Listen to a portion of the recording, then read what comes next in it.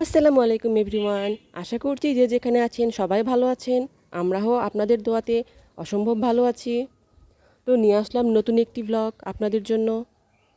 এই তো এখানে দেখতে পাচ্ছেন আমি রুই মাছ ছোট ছোট টুকরো করে কেটে নিয়েছি। আমি আজকে রুই মাছের দো পেঁয়াজি রান্না করব।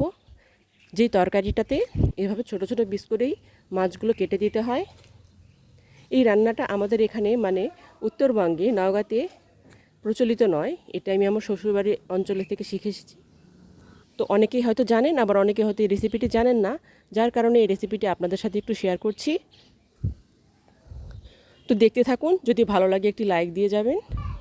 তো প্রথমে পেঁয়াজ দিয়ে নিয়েছি, পেঁয়াজ এবং কাঁচামরিচ, তারপরে দিলাম আদা বাটা, রসুন বাটা, এবার দিয়ে দিলাম লবণ স্বাদ মতো, হলুদ 1 চা চামচ,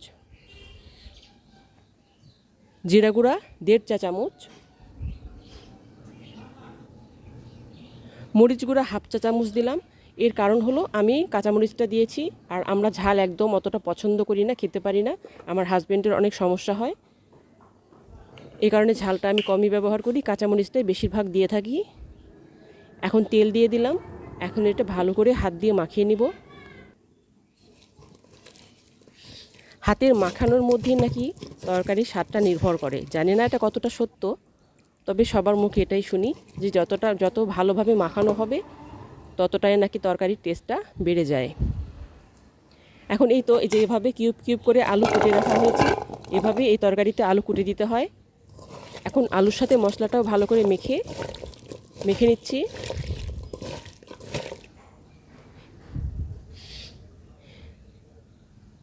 এই তো আমার মাখানো একদম কমপ্লিট হয়ে গিয়েছে।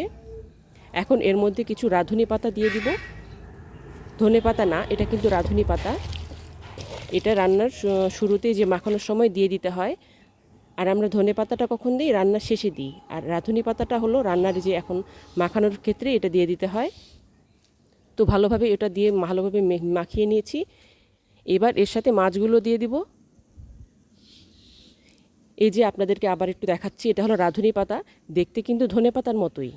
দুইটা একসঙ্গে রাখলে আমি কোনোটা চিনতে পারি না আসলে, নাকি দিলে বুঝতে পারি যে কোনটা রাঁধুনি পাতা আর কোনটা ধনে পাতা।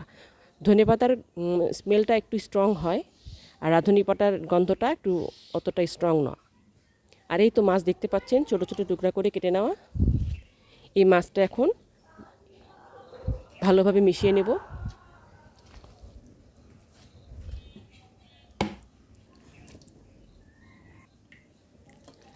মাছগুলো দিয়ে দিলাম, এখন ভালো করে মিশিয়ে নেব।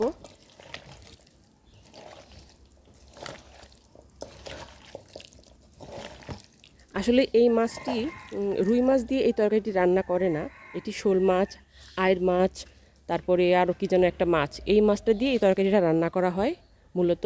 তো আমি এটা রুই মাছ দিয়েও রান্না করে থাকি, কারণ আমার ছেলেমেয়েরা এই তরকারিটা অনেক বেশি পছন্দ করে। শোল মাছ বাসায় না থাকলেও আমি রুই মাছটা দিয়ে এটা রান্না করে নিই। খেতে খুব একটা খারাপ হয় না, ভালোই হয়। আপনারা এভাবে রান্না করে দেখবেন, আপনাদের কাছেও ভালোই লাগবে।